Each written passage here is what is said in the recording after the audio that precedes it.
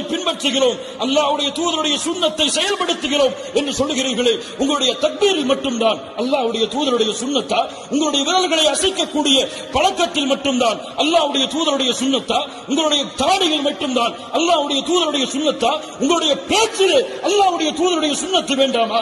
உங்களுடைய சகோதரனை நீங்கள் நேர்வழிப்படுத்துவதற்கு அல்லாஹ்வுடைய தூதருடைய சுன்னத்து வேண்டாமா? நீங்கள் பேஸ்புக்கில் எழுதக்கூடிய வார்த்தைகள், நீங்கள் மேடைகளிலே பேசக்கூடிய வார்த்தைகள், முஸ்லிம் சமூகம் சிந்திக்கட்டும். இந்த வார்த்தைகளை தன்னுடைய சமூகத்திலே வாழ்ந்த ஒரு முஸ்லிமை பற்றி மேடைகளை இன்று பேசக்கூடிய வார்த்தைகளில் ஒரு வார்த்தையாவது இந்த முஸ்லிம் சமூகத்திலே தலைமை தாங்கி நடத்தி சென்ற முஹம்மது ரசூலுல்லாஹ் பேசியிருப்பார்களா?